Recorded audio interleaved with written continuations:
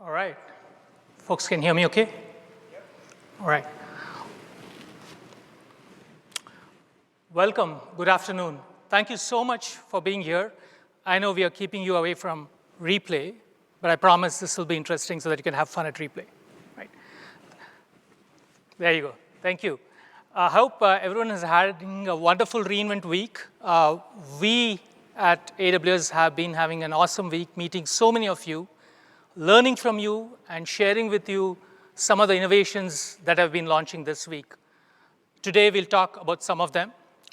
Before we start, a quick show of hands. How many of you are here at reInvent to learn about GenAI, the topic of the day? All right.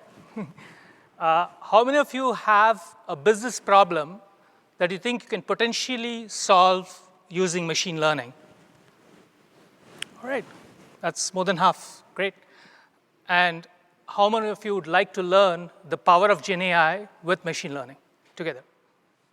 You're at the right place. Welcome to AIM363. My name is Shyam Srinivasan. I'm a principal product manager here at AWS with the AI/ML team. I focus on low-code, no-code solutions with machine learning. And in particular, I focus on a service called Amazon SageMaker Canvas that we'll be talking about today. It's my honor and pleasure to be joined on stage by Poorna Dodapaneni, who is a partner at Bain Company.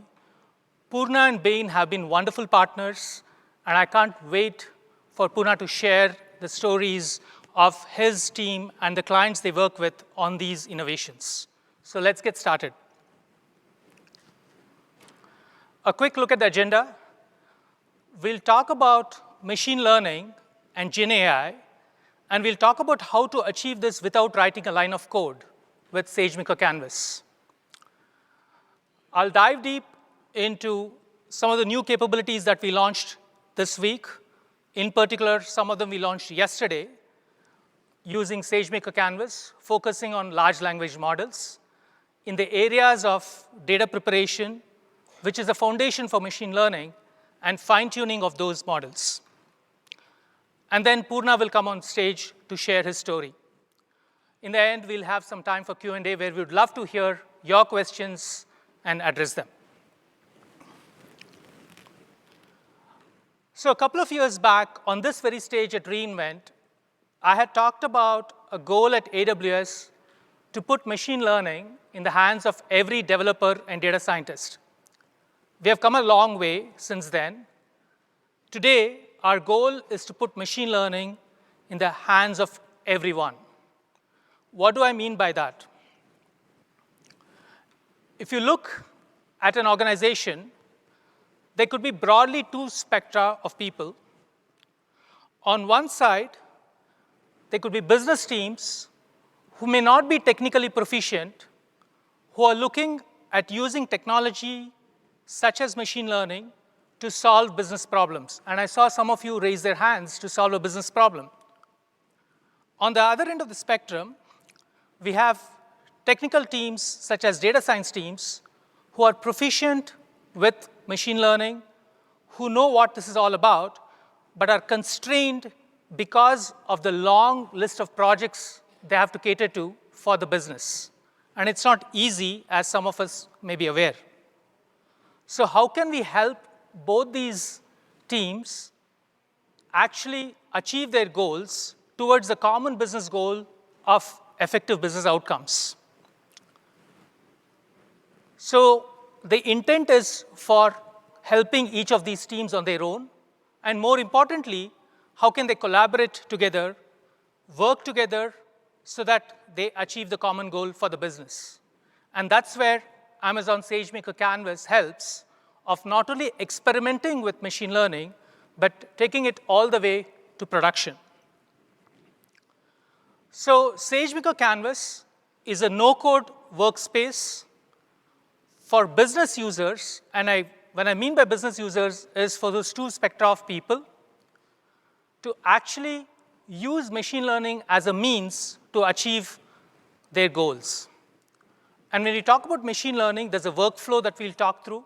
You start with data, and eventually you want it to help you to actually deploy it into production and address your business problems.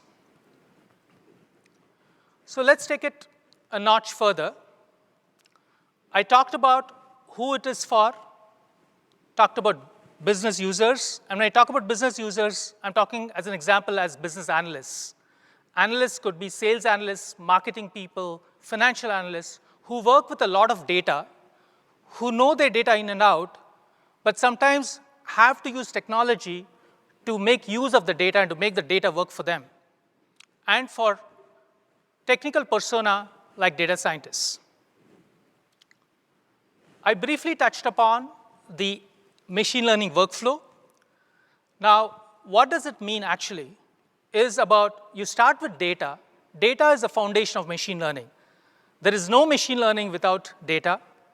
So what Canvas helps you is to actually import data from any of your favorite data sources, explore that data, and prepare the data to achieve your goal.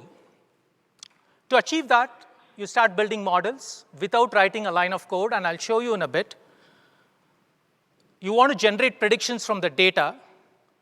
But more importantly, I talked about the collaboration piece. You want to share those models with your counterparts or with other teams easily and seamlessly, and eventually take it to production through an automation process. Now, the question comes, all this is great. What kind of use cases can this cater to? Well, the answer is there is no boundary for the use cases. What I have here is I have barely scratched the surface. I've talked about GenAI, which has become the topic in the last 12 months or so, maybe.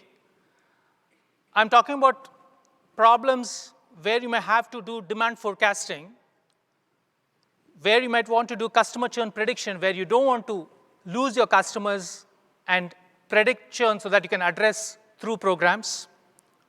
You could do things like sentiment analysis, visual defect detection, and so on and so forth. As I said, this is just a very small sample of the number of use cases where we see customers like you use SageMaker Canvas. And we don't live in a silo. We operate with many other AWS services that you might have heard through this week and previously. Amazon Bedrock is one of them. We also are part of the overall SageMaker ecosystem. We work with a lot of our text and visual services called AI services, as well as integrate with BI analytics with Amazon QuickSight. So as you can see, it caters to users, caters to the overall ML workflow, use cases plethora, and working with other services. So what's new? So today, the title of the presentation said new LLM capabilities. So we're going to talk about what's new in Canvas using large language models, which has gained a lot of momentum in recent times. When I talk about large language models, the first thing I'm going to talk about is, can we use these large language models to make data preparation easier? Right? As I said, the better your data is prepared, the better your model is going to be. But first, let's talk about data preparation itself, which has got certain key challenges. It's not an easy process to prepare data. The first is, typically, even if you have a small amount of data, a large amount of data, you need a lot of tools which you need to fine-tune individually to prepare this data. These tools could be different depending on the kind of data you have.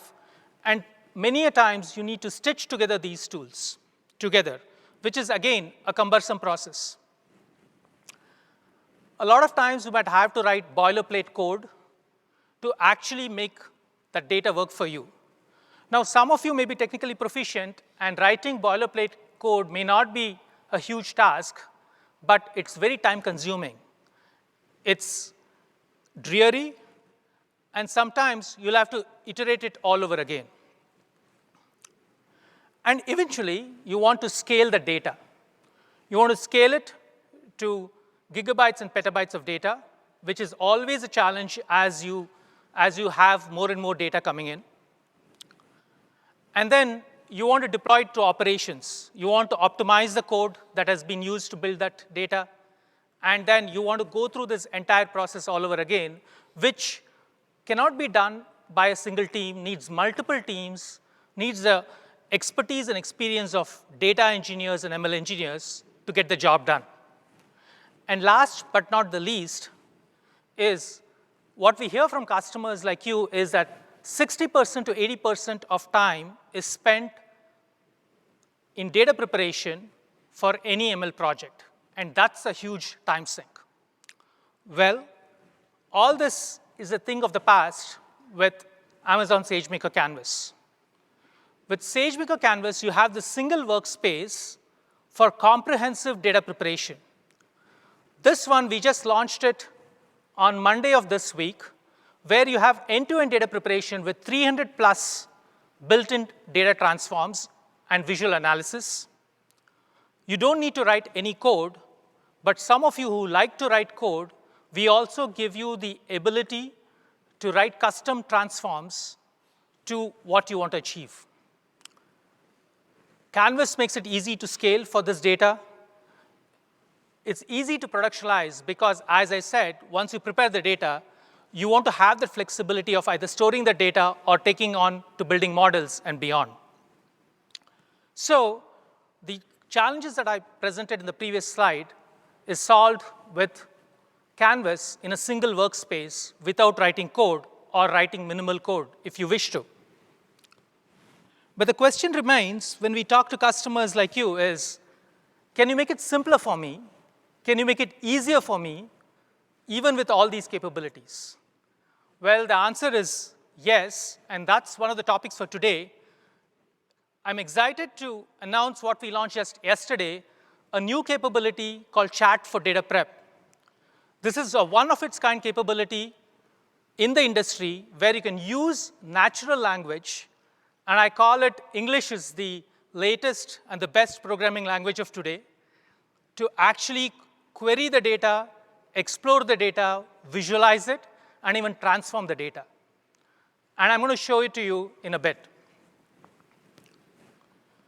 So when you import your data, I mentioned that you can import your data from a lot of sources. I should dive deep a little bit. When I mean a lot of sources, it could be on-premise data or anywhere in the cloud with data lakes such as Amazon S3, Redshift, or even outside of the AWS world, if you have your data with our partners such as Salesforce, Snowflake, Databricks, and so on and so forth. With Canvas, we have about 55 plus data sources, and that's a growing list where you can import your data from with a single click of a button. Once you import your data, you actually are shown the visual representation of the data, as I show here, and this new capability called Chat for Data Prep, where you can interact with your data using natural language. Now, how do you get started? When you actually input your data, you get started with some friendly prompts which is very relevant to your data. As an example, I have a housing data set here.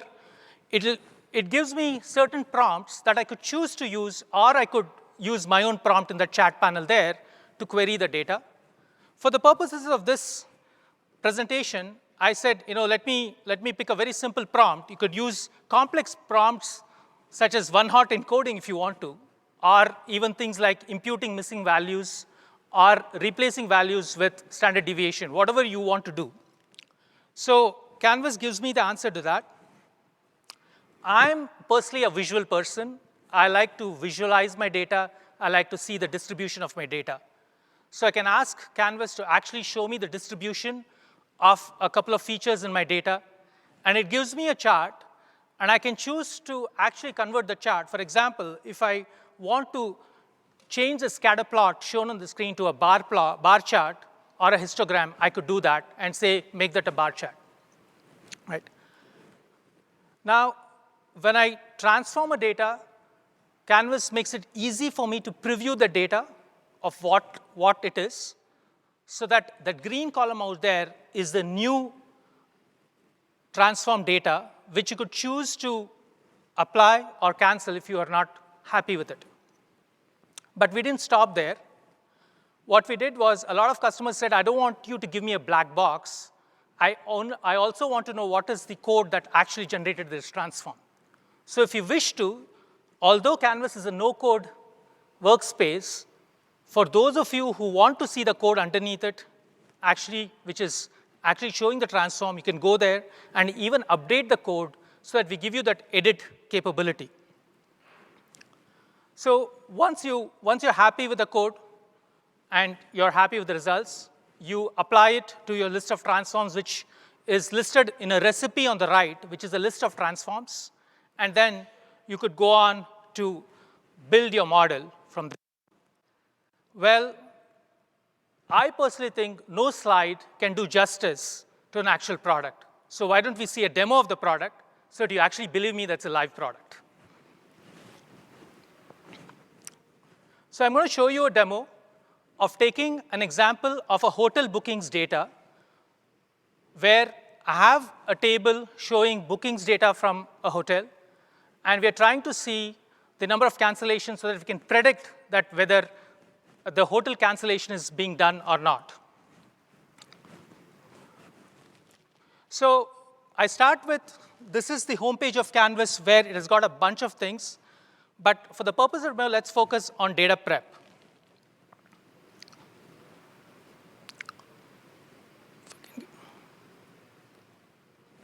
All right. So I choose on the left. I say, I want to start building a data flow. A data flow is basically gives me the flow of the entire process of how to build my data. As I said, I have a bookings data set here, which I have named it. I want to import my data. And this is the list of data sources. We have 55 data sources. I have my data in Amazon Redshift, where I could actually pull in my table and then visualize it to import that table into Canvas. Right? Once I have the table, I can visualize it. I can even do a SQL query if I need to, for those of you who are SQL experts, and update it. And then I start importing the data into Canvas. Now, once the data is imported, the first thing I want to do is to understand the quality of the data, typically. So Canvas lets me build an in-depth data quality insights report, where I could actually look at what the data means for me. How does the data look? Now, this is a classification problem. Once the data quality insights report is built, as you can see, there is a lot of duplicate rows in my data, which I may not want to use. I want to drop it. I could look at target leakage in my report. I could look at the feature importance for each of the features in my data. It gives me the distribution of those features, and then so that I have an in-depth insight into the quality of my data before actually preparing my data. Now, once I have this data insights report, I have a fair idea of what I want to do with this data. I start chatting with it and interacting with it. I ask the data some questions. As I said, I'm a visual person, so I asked it to plot the data. And then I could actually see the code that is generating this plot for me. Once the code is OK for me, or if I want to update it, I could go on to actually prepare the data. We saw a lot of duplicates in the data insights report. So I'm going to actually drop those duplicate rows so that I want a cleaner data set before I go on to build my model. There may be some additional items that I want to do to prepare my data. It gives me a preview. It gives me the code. It allows me to update the code. And then I'm ready to build the model out of my prepared data. So as you can see, it was a simple natural language instruction that I used to prepare my data. I did not write any tool. I did not write any boilerplate code, and I could go on to build a model. Now, I'm not going to show you the model building part completely in Canvas because the focus of this presentation is the new launches. But once you build the model, Canvas builds a fully trained model in one of two ways. It can build you a model, a single model, in about 15 minutes with feature importance. If you're somebody who wants to have a leaderboard of models, Canvas actually builds tens of hundreds of models with different algorithms and different combinations, where you actually can pick the best model of what you choose. So I've triggered off a model build here, and I let the model build. Right.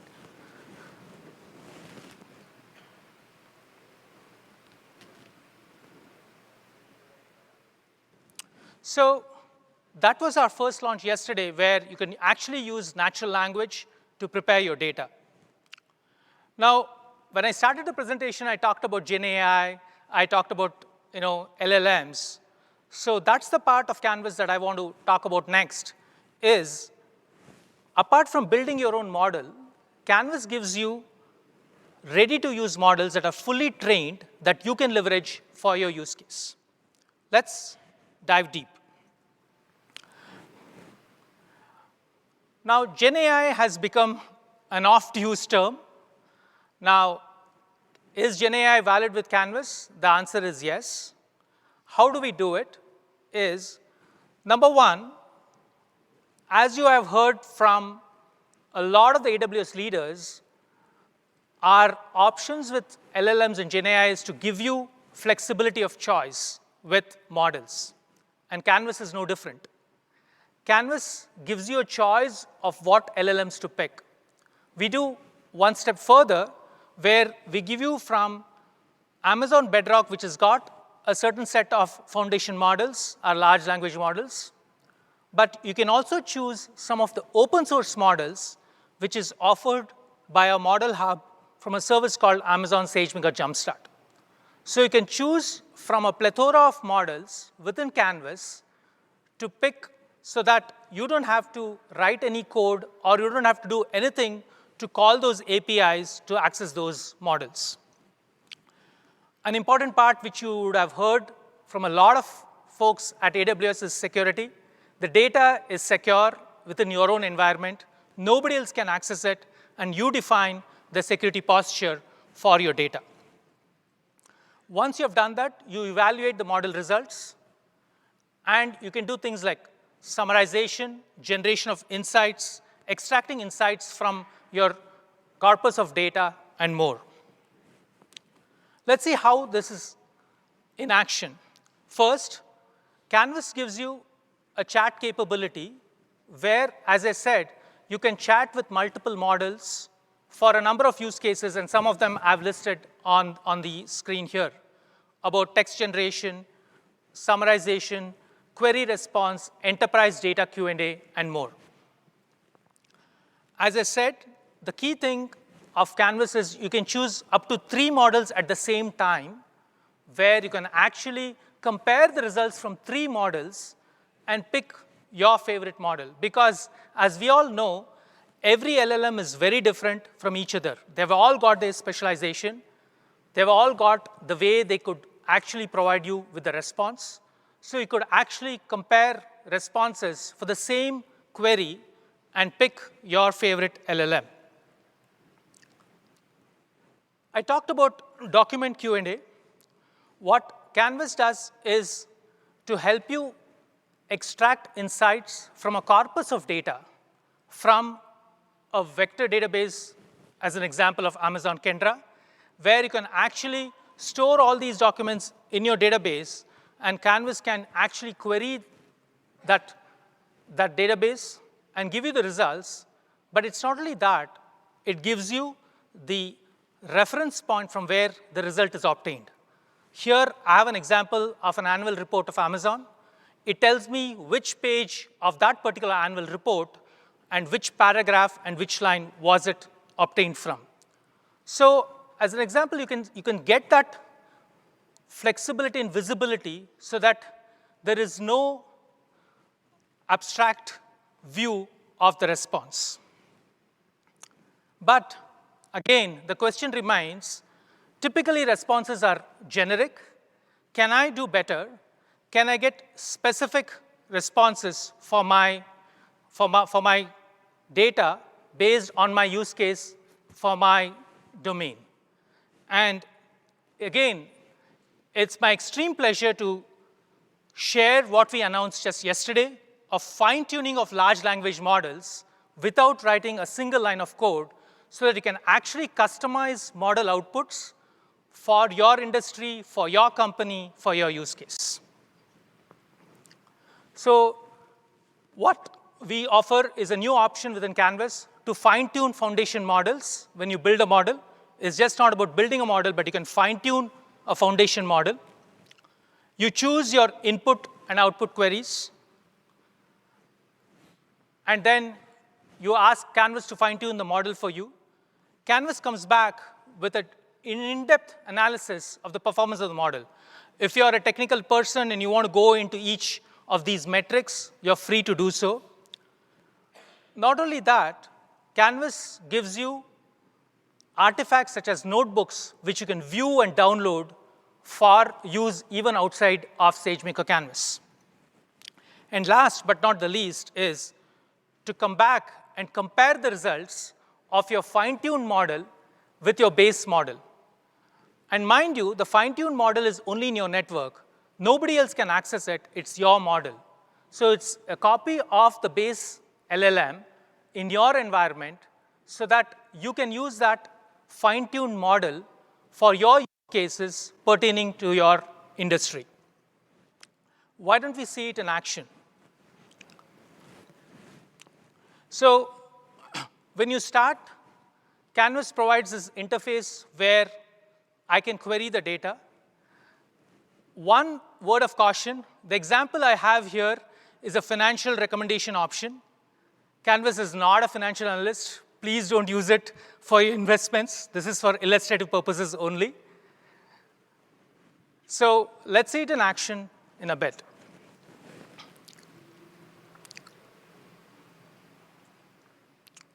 OK, so what I have here is a couple who have their financial goals, who are looking at investment options with a goal in mind of retiring comfortably, right? Now, when they query this to a generic foundation model, here I have an example of Titan Express from Bedrock. It gives me a couple of options. But is it too generic? Can I do better? And the solution is model fine-tuning. Right? So Canvas gives you an option of creating a new fine-tuned model that I talked about, and this is in your account. I start the fine-tuning process, name the model. I give some training data so that the model understands what language I want it to use, what is the kind of fine-tuning I'm looking for. I've imported the data into Canvas from my data source.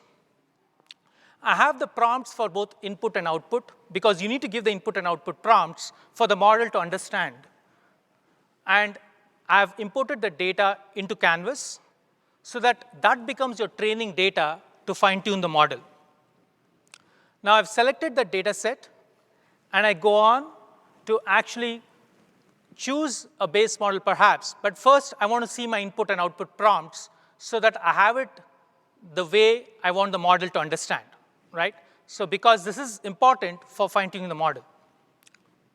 Now, within Canvas, I can choose up to 3 models at the same time. As I said, there is a menu of models for you to choose from, both open source and models from Bedrock.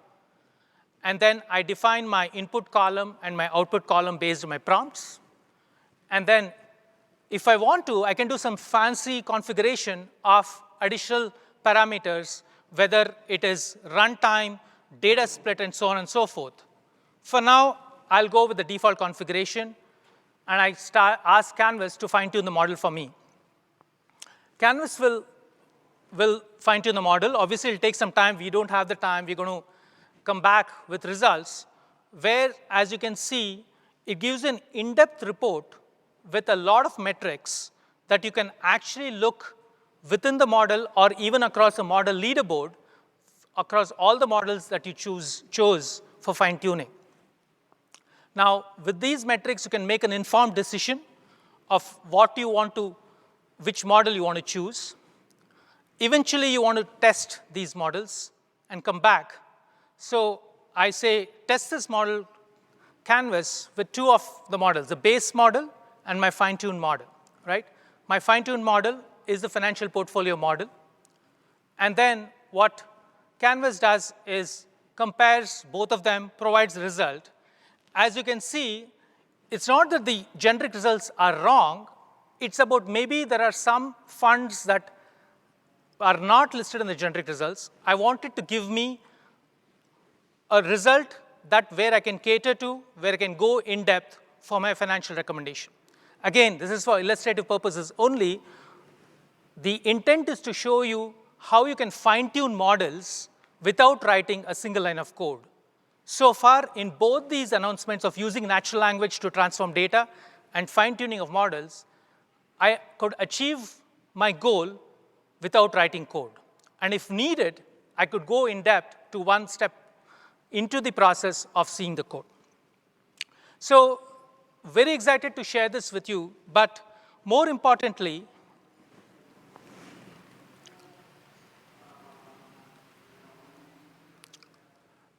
I think it's a pleasure to invite Purna on stage. Purna from Bain will share stories of what he and his team have been doing with their clients and the amazing innovations in their fields. Welcome, Purna. Thanks, Shyam.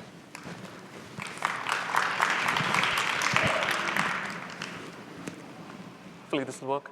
Thank you, Shyam, for inviting me to be on stage with you. And thanks, everybody, for spending your valuable time with us today, especially just before replay. So I'm Purna Dipneni. I'm a partner with Bain Company, and I'm also the Chief Technology Officer for our corporate venture studio. I'm really excited to be here in one of the largest technology conferences, but equally excited with the announcement that Bain and AWS has done earlier this week, where we are enhancing our partnership to work with our clients to take full business value or advantage of cloud and related technologies. A quick introduction on who we are. So Bain Company, we are a global consulting firm that helps the world's most ambitious change makers define the future. Along with supporting our clients, we also drive internal disruption through our engine to ventures, Bain Founder Studio.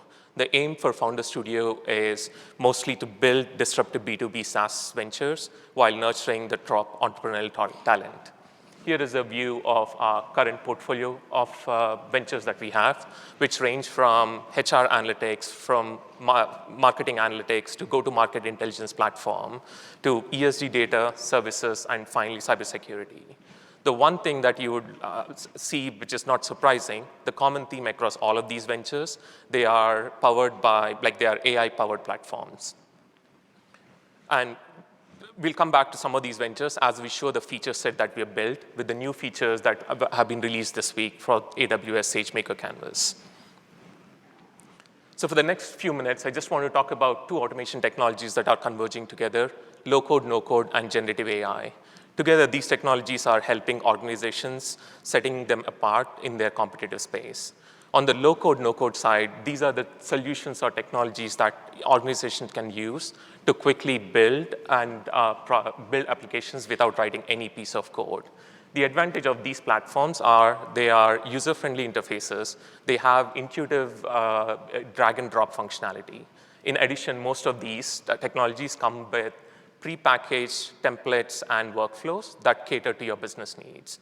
On the other end of the spectrum, we have generative AI, which has taken the world by storm. Where generative AI will be helpful, it facilitates both the business users, but also professional developers to communicate naturally with the system and build complex technical solutions. The other advantage of generative AI, as Shyam has shown, it can generate code snippets and accelerating the part about building your code. And it can enhance content creation through processing any semi-structured or unstructured data. Together with low-code and generative AI, most of the organizations are being more efficient and building tailored custom applications that fit their business needs. So one quick demo to bring this to life. So ChiefSight is one of our ventures, which is a go-to-market intelligence platform. It usually helps us unlock business growth through the power of data and data-driven insights. One use case or one feature that we want to build for ChiefSight was look at historical sales data so that you can predict how your days to close comes out and using the current sales pipeline.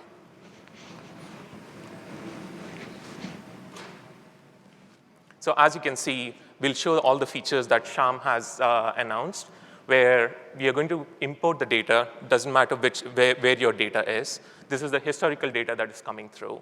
And as you can see, you should be able to see the data show up. Once I have the data, I can, as Shyam showed, I can run insights or analysis on the data without me writing any piece of code. It goes and looks and processes the data, looks for any anomalies that I should focus on. In this, you'll see we have one version where we have found the outliers.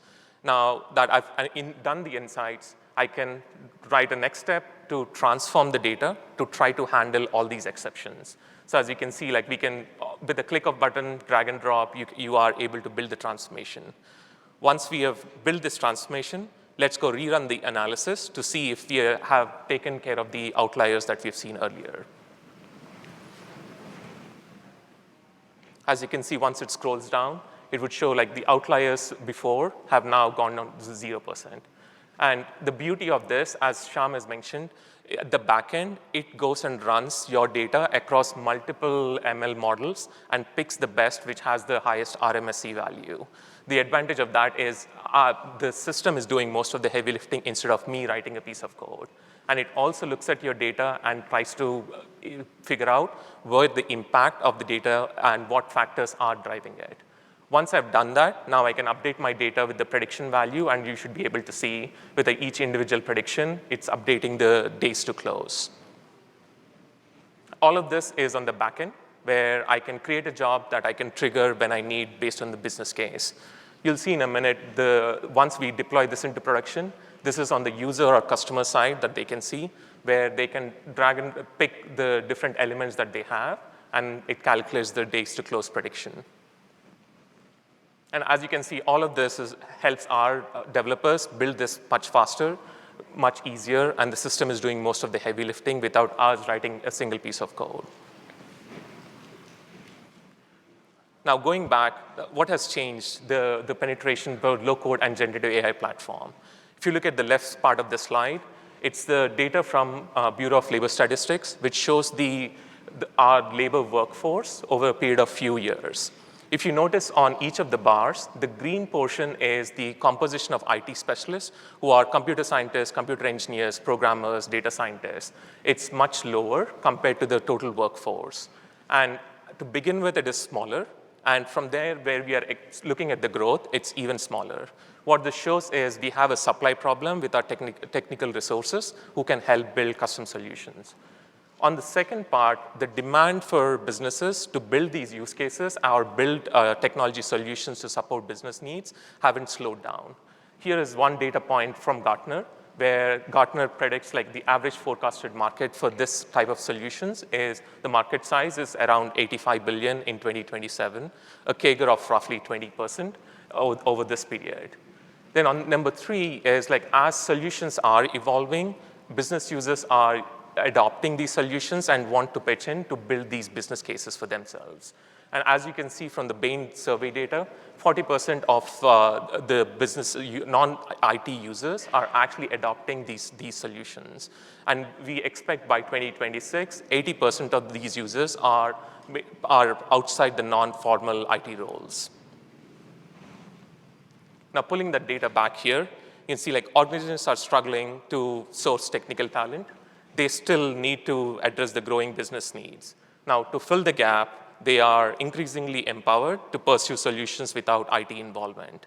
So leading organizations in each of the sectors understand this, and they have been adopting towards it.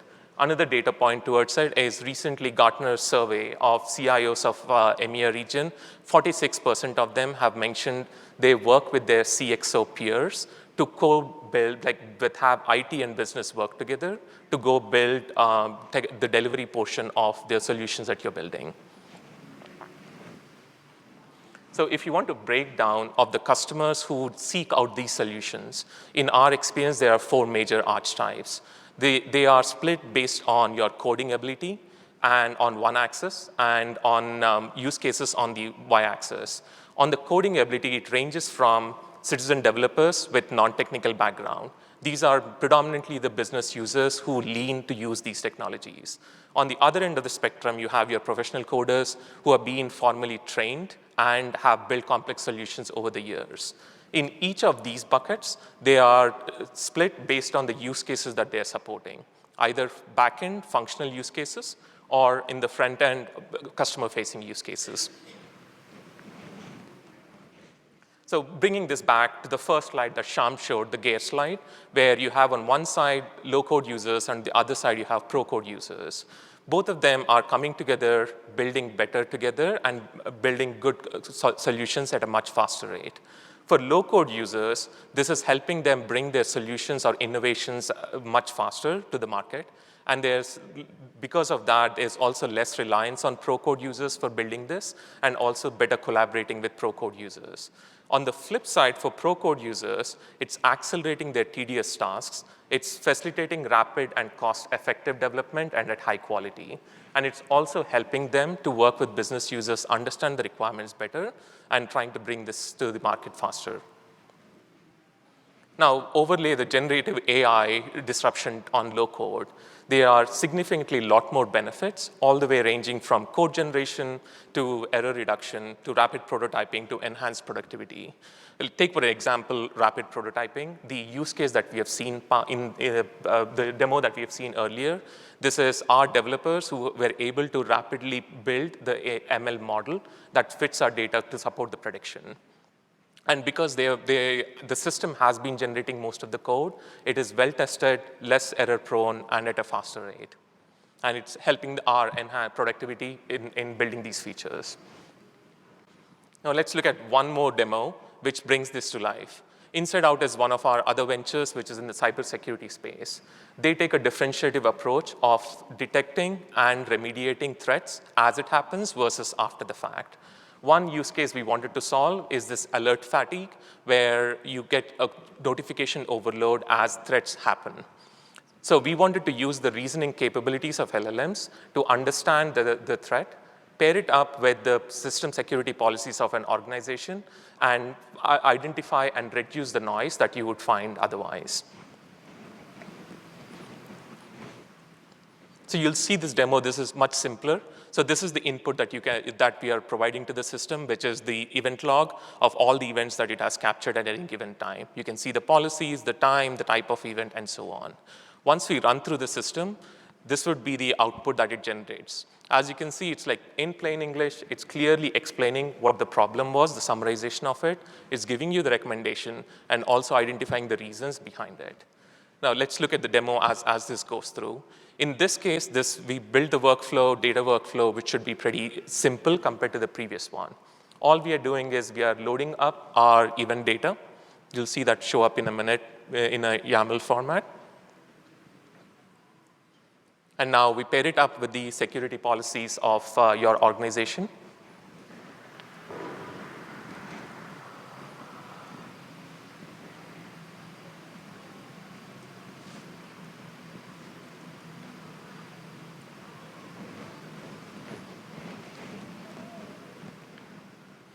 And then once you have this is the data flow. Like we have the sample, now we're going to perform the LLM analysis to give us the output that we have seen.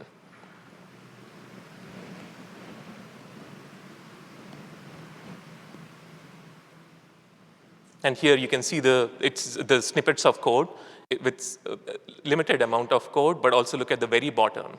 All we are saying is in plain English, explaining it what it should look for. Instead of writing any lines of code, the system is processing it and giving you the output that we have seen.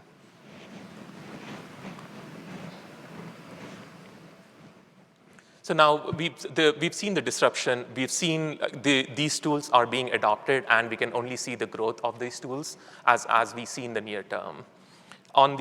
Based on our survey, we are seeing, like, at least when we talk to industry or organizations who have adopted low code, they have currently they're at 17% adoption rate, and they predict or they aim to go to 40% in 2 years. Whereas on the generative AI side, 40% plus of the organizations that we talk to are either building or adopting or looking for the new generative AI use cases. So what this means, at least on the left side of the circle that you can see, is most of the organizations are in their early stage of AI adoption. But what they believe and they aim to achieve is use this as an advantage that can be sustained for them to compete with their competition. Now, we've seen all the disruption. We've seen these tools evolve. What can organizations do looking forward so that they can stay competitive and take advantage of these tools? Number one, establish an effective operating model. What this means is start with the C-suite to execution. You need to have the leadership support, the sponsorship that is needed, but also you need to make sure you have incentivized the right way so that you can drive success. Number two, invest in formalizing programs that can help you in building awareness of what these tools can do to business users against business problems. In addition to that, work with your IT organization so that you have these tools available for your business users, better collaborate, and establish the right governance. And three, these tools are fluid, they're dynamic, and they can drive bigger opportunities when you apply it to the full end-to-end use case versus looking at low-hanging fruits. And then finally, you have to experiment. Start with simpler use cases before you expand it to at-scale industrial enterprise use cases. We would suggest establish a governance so that you can ensure security, your data protection, but also your IP rights. And one final demo before I wrap it up and hand it over to Sham. So Aura is another of our ventures, which is for talent intelligence platform. It goes through your workforce analytics data, build the right signals so that it helps organizations make the right decisions and right choices against your workforce. To mention the scale at which Aura processes, it has to process 950 million professional records. It includes 20 million job skill set database, and it has 400 million job postings. It has to process all of them to generate the insights that are needed. With the traditional AI approach that we had, whatever we were building was not scalable at this volume. So the advantage for us now is actually using LLMs to custom automate the data generation, but also drive the insights on it. So again, we start with the data wrangler. We'll start importing the data. And this is one of the complex data workflows that we built of the 3 demos. As you can see, you're importing the job data, the skills, and the job titles. And this process, as Sham showed, you can actually visualize the data. And then you can also clean the data with your transformation to ensure if there are any skills that don't align to the job title, you can clean them up. And as you can see, it's just small snippets of code that we are writing. And then we tie it up to the job skills database. Again, as you can see at the bottom, we are plain English, just explain what you want to do, and the system is doing the heavy lifting. And now once we have it, we need to score the data based on what LLM can do. And as you can see in a minute, it also gives you the score, but also gives exactly the reason why it has scored that, so that you don't have to do that manually. And again, the same thing at the bottom. You can see previously we had to write hundreds and hundreds of lines of code to do the same stuff manually, and it still didn't solve the problem. Whereas now I just have to explain what my intent is, and the system picks up and does the heavy lifting. And one cool feature, or at least the feature that was announced this week, is that chat for data prep. You don't have to leave the system. You can actually talk to your data to understand what it's doing, or asking to visualize the data so that you can see the insights that are generating in the platform as is before you decide you want to build a workflow.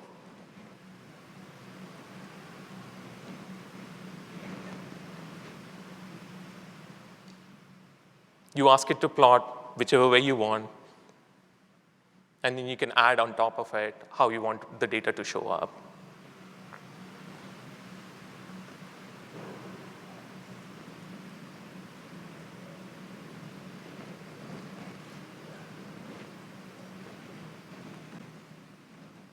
And you can see it's describing the data for you as well. And once you're done with all of this, as like everything, you can create a job that you can trigger any which way you want from your product as your users are using it. With that, I wanted to thank you again for spending your time with us here and wanted to hand it to Shyam to wrap up and take any additional questions.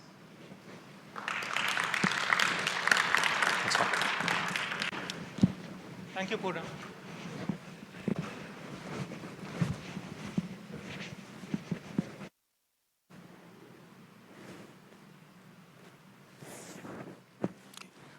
Can you hear me? OK. Thank you, Purna. Thank you so much for sharing that story with us. Amazing examples. And this is what we mean by taking it to practical enterprise examples. As you saw, 3 different examples of the ways you can actually prepare your data and take machine learning across your enterprise to democratize it.